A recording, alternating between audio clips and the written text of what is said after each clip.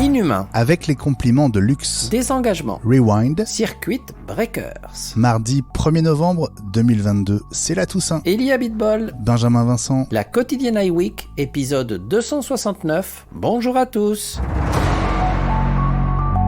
Mais que se passe-t-il vraiment dans les gigantesques villes-usines qui fabriquent les iPhones en Chine et notamment dans l'usine de Changshu qui emploie 200 000 personnes ? Certains témoignages parlent de personnel affamé dans ces prisons dortoirs qui se battent pour de la nourriture. Et avec le retour du Covid, c'est soit travailler, soit rester confiné chez soi. Alors Foxconn promet des primes quadruplées pour ceux qui donneront tout et donc travailler au moins 25 jours d'affilée. Ceux-là peuvent espérer doubler leur paye, 9 000 yuan au lieu de 4 500. Et pour ceux qui se tueront presque à la tâche, la perspective est de 15 000 yuan par mois, soit environ 1 700 €. Ellie, je vais te poser la question qui fâche, mais en achetant un iPhone, est-ce qu'on n'est pas en train d'alimenter un scandale en puissance qui pourrait durablement ternir l'image d'Apple et puis nous poser des problèmes de conscience, tout simplement? Ben, écoute, c'est un peu compliqué. Oui et non. Oui, bien sûr, dans l'absolu, parce qu'on le sait. Maintenant, c'est le système chinois de travail qui est utilisé dans les usines et qui n'est pas utilisé que par Apple. Tout ce qui est fabriqué en Chine est à peu près dans ce type de conditions de salaire et de ville, dortoir, etc. Évidemment, c'est beaucoup plus important lorsqu'il s'agit de la fabrication d'iPhone parce qu'on parle de quantités faramineuses, mais les autres fabricants font un peu pareil. Le problème, c'est qu'on le sait et qu'Apple, à différents moments, a essayé de dire oui, mais on a demandé à améliorer les conditions de travail, oui, on est très vigilant sur les conditions de travail, etc. Et je pense que quelque part dans leur esprit, c'est vrai, mais après, il y a la Chine qui dit « mais on est chez nous et mêlez-vous de vos affaires, nous gérons la façon dont nous faisons travailler nos employés », ce qui est un peu une méthode chinoise, mais c'est pas défendable. Mais de l'autre côté, qu'est-ce qu'il faut faire ? On n'achète plus de téléphone, ni d'iPhone, ni de Samsung, ni de tout ce qui peut être fabriqué en Chine. Ou alors, Apple, qui est conscient de ça, essaye de se désengager, mais on va en parler. Avant ça, une parenthèse et on va revenir à la tech. Ellie, jamais aucun téléphone n'a embarqué un capteur aussi proche de ce que donne un véritable appareil photo.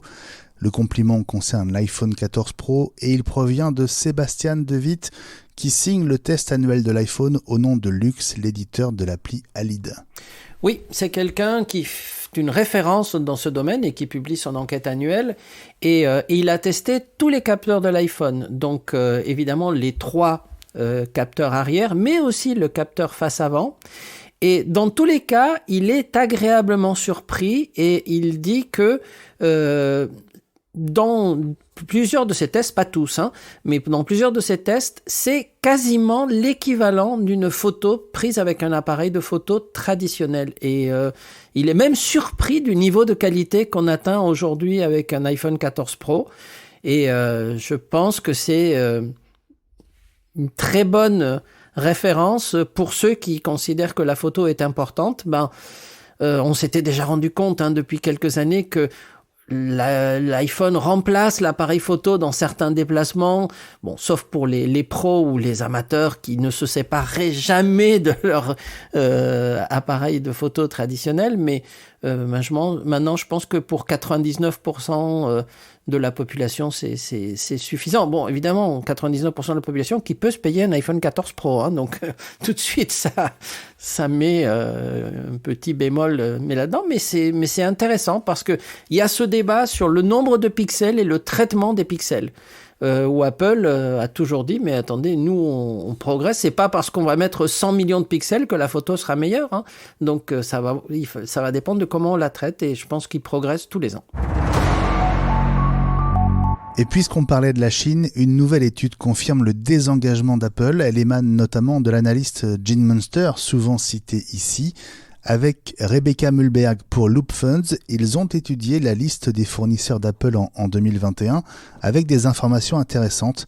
D'abord, la part de la Chine dans le chiffre d'affaires total d'Apple est en train de baisser.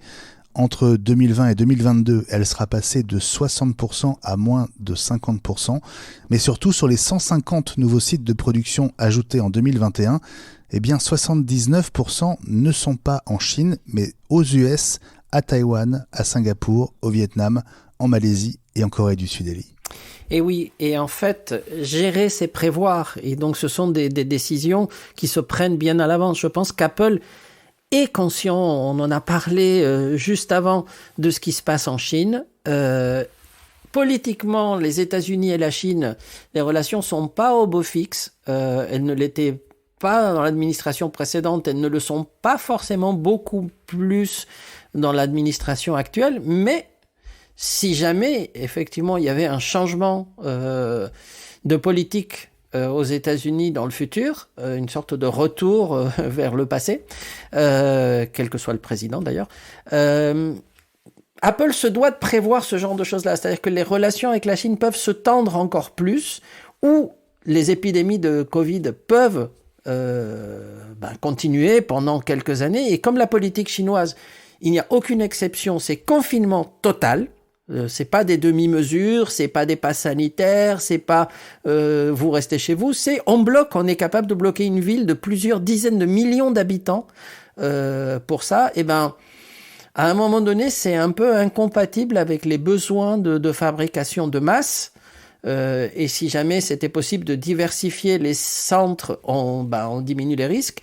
Et si en plus les conditions de travail sont meilleures, ce n'est qu'un bonus. Maintenant, je ne suis pas certain que dans certains pays asiatiques, les conditions soient infiniment meilleures que celles de la Chine. Hein. Mais disons que tout petit pas de ce côté-là, voire un grand bond, serait apprécié des consommateurs qui, comme tu l'as dit tout à l'heure, sont de plus en plus sensibles à ça. Et à un moment donné, c'est un cas de conscience, tu l'as dit, et je suis d'accord avec toi.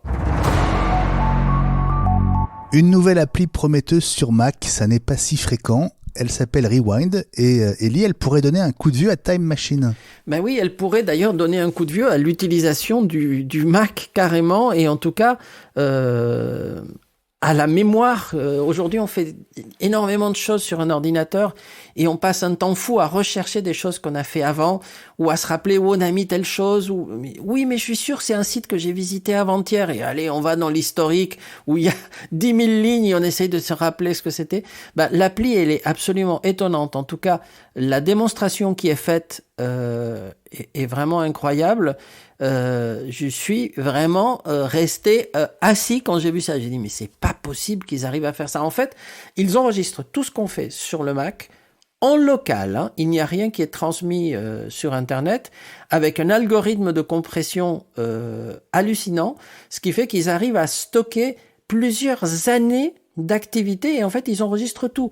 Vous faites une visioconf, elle est enregistrée par Zoom ou par Teams ou par ce que vous voulez.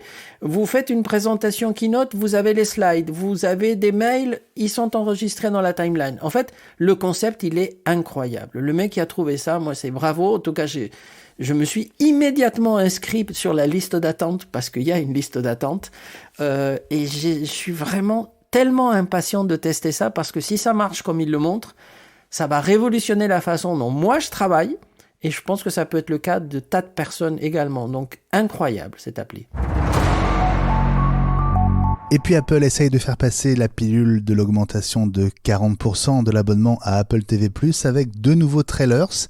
D'abord Interrupting Chicken, une série d'animation pour enfants qui démarrera le 18 novembre.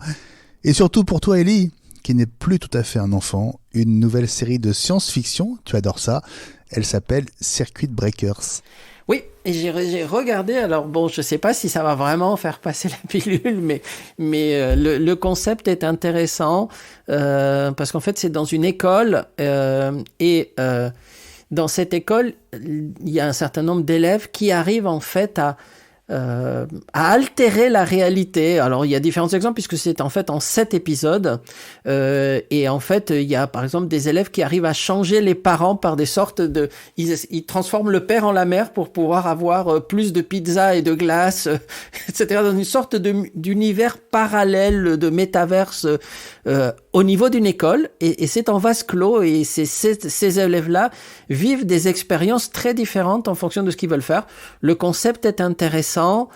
Ce n'est pas du niveau de Foundation ou d'autres très très grandes séries, mais disons que j'attends de voir, mais pourquoi pas. C'est pas la série qui va changer la perception, qui va faire que tout le monde doit impérativement s'abonner à Apple TV+ pour l'avoir. C'est plus For All Mankind, c'est plus Foundation, c'est plus des choses comme ça, ou la série avec Jennifer Aniston et Reese Witherspoon, dont j'ai oublié le nom, mais le Morning Show, voilà, qui elles sont des incontournables qu'on attend, enfin en tout cas moi, que j'attends avec impatience à chaque fois.